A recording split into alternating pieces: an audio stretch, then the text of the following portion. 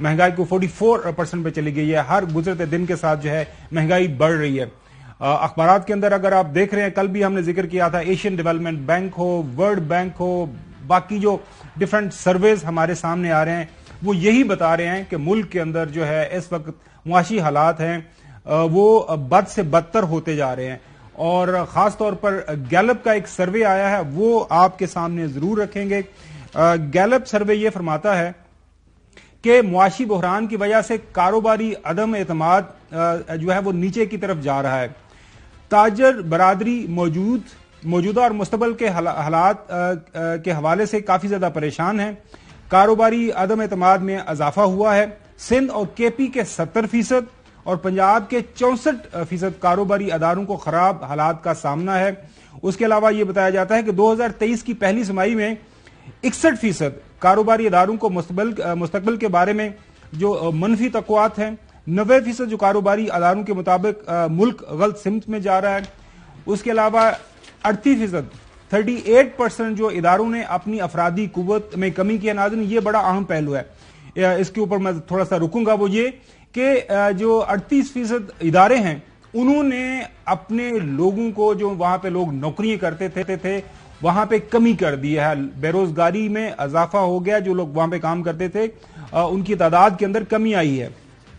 इसी तरह 58% अदारों ने पिछले तिमाही के दौरान औसत जो पैदावारी कीमतों में इजाफा किया है। वो जो इजाफा हुआ है 20 से 50% तक हुआ है। इसी तरह 72% कारोबारी इदारे पाकिस्तान के मुमकिना डिफॉल्ट की वजह से परेशान हैं। यह भी इंतहाई अहम फाइंडिंग है। उसके बाद 44% कारोबारी इदारों ने लोड शेडिंग में इजाफे की निशानदेही भी की है। तो ये नाज़रीन जो गैलप सर्वे है ये उसके जो गुजारिशात हैं और ये इसके अंदर कोई किसी पॉलिटिकल पार्टी का कोई कहना कोई लेना देना नहीं है। और बाकी जो है 2-3 दिन से आप देख ही रहे हैं कि जो खबरें आ रही थी, अभी आपके सामने उसका जिक्र भी करेंगे। शबर जैदी साहब ने हमें ज्वाइन किया है मुआशी हालात के ऊपर बात करने के लिए। शबर जैदी साहब, बहुत शुक्रिया प्रोग्राम में शिरकत के लिए। चौधरी साहब, आपकी इजाजत से मैं शबर जैदी साहब से सवालों जवाब का सिलसिला जारी करता हूं, उसके बाद फिर आप भी उसमें हिस्सा लीजिएगा। सबसे पहले शबर जैदी साहब ये बताइएगा कि आज अखबारात के अंदर खबर छपी है कि इसहाक डार साहब pools out of world bank IMF spring meetings. वो कह रहे हैं कि मुल्क के अंदर हालात काफी खराब हो गए हैं, लिहाजा उन्होंने जो अप्रैल 10 से लेकर 16 अप्रैल तक वाशिंगटन के अंदर मीटिंग होनी थी उसके अंदर वो नहीं जा पा रहे और नहीं जाएंगे क्योंकि मुल्क के अंदर हालात जो हैं, डोमेस्टिक स्टेट अफेयर्स हैं, वो काफी ज्यादा जो खराब हो गए हैं। तो आपके पास क्या जो खबर है साहब कि डार साहब क्यों नहीं जा पा रहे वाशिंगटन? देखिए, मेरी एक बात को थोड़ा समझ लें। जो मेरी अंडरस्टैंडिंग है वो ये है कि ये IMF की जनरल मीटिंग है, जो उनकी शेयर होल्डर और डायरेक्टर्स की मीटिंग होती है। ये कोई पाकिस्तान की स्पेसिफिक मीटिंग नहीं है और हमें कोई स्पेसिफिक इन्विटेशन नहीं थी इसके ऊपर।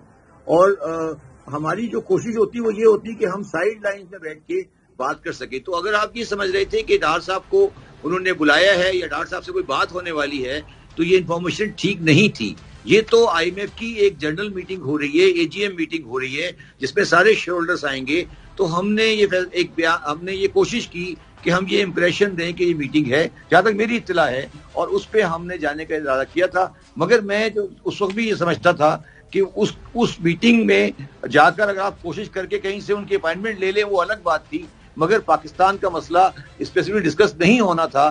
तो उन्होंने, मेरा ख्याल है, समझते हुए कि उसका कोई फायदा नहीं होगा, उन्होंने ये मीटिंग कैंसिल की है। और अगर कोई पाकिस्तान में ये समझ रहा था कि ये कोई इसमें ये कोई ब्रेक थ्रू करने वाले हैं, तो वो फिर IMF के सिस्टम को नहीं समझते। इस वक्त पाकिस्तान का जो बेटर है वो IMF के पास किसी टेबल पे नहीं है।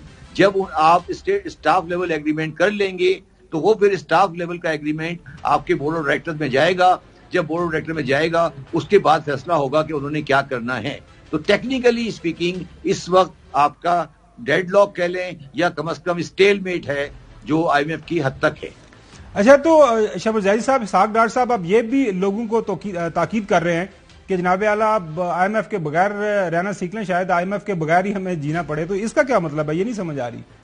देखिए, मैं ये समझता हूं, मेरा जाती व्यू ये है कि ये इस बात का अंदाजा कर चुके हैं कि, और अगर आप मेरे प्रोग्राम्स को फॉलो करते रहे हो तो मैंने आपसे एक दफा पहले भी कहा था कि IMF जो है अब जो बातें कर रहा है वो बातें आम आदमी के सामने उस तरह नहीं इतनी आम सामने होनी चाहिए।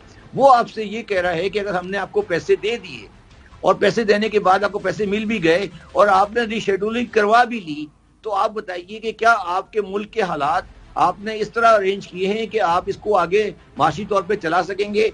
तो वो जो पोजीशन है वो इतनी ज्यादा खराब हो गई है पिछले 8-10 महीने में कि अब हमें उनको समझाने में बड़ी मुश्किल आ रही है।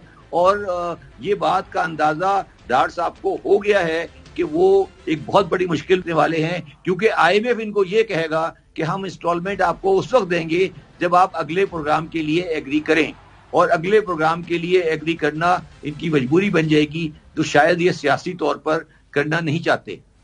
अच्छा, तो शबर जैदी साहब, ये जो खबरें आ रही हैं कि जी सऊदी अरेबिया राजी हो गया है वो रोल ओवर के लिए, चाइना ने रोल ओवर कर दिया है, UAE भी रोल ओवर कर देगा, तो वो जी हमें अब बहुत जल्द मिल जाएगा ये जो IMF का बेलआउट पैकेज है, इसमें कितनी सदाकत है? क्योंकि हर रोज एक नया बयान हमारे सामने आता है। एज अ पाकिस्तानी मेरी ख्वाहिश है कि तीनों जगह से रोल ओवर मिल जाए हमें, और चाइना की रोल ओवर के बारे में जहां तक मेरी इंफॉर्मेशन है वो कंफर्म है। सऊदी अरेबिया का रोल ओवर भी मैं आयशा गौस पाशा की स्टेटमेंट को डिसरिगार्ड नहीं कर सकता, वो एक बाइज्जत खातून है, उनकी बात को डिसरिगार्ड नहीं करना चाहिए। मगर जो मुझे परेशानी हुई है वो ये हुई है कि उसी के साथ जब खबर आई थी कि सऊदी अरब ने रोल ओवर कर दिया, उसके साथ एक खबर और भी लगी हुई थी कि उन्होंने इजिप्ट को कहा है कि अब हम डोल आउट नहीं करेंगे, आप हमें पैसे अगर हमसे लेने हैं तो वो हम एक सिस्टम में देंगे। तो ये चीज है, मगर जो खावर साहब जो हम बात रियलाइज नहीं कर पा रहे, मैं आपसे जो आप लोग एक बार एक बात को ये गौर नहीं करते कि IMF का प्रोग्राम हो या IMF का प्रोग्राम नहीं हो, इस वक्त जो पाकिस्तान की माशी हालत है वो आम आदमी के लिए बर्दाश्त के काबिल नहीं है। हम इस बात को क्यों नहीं समझ रहे?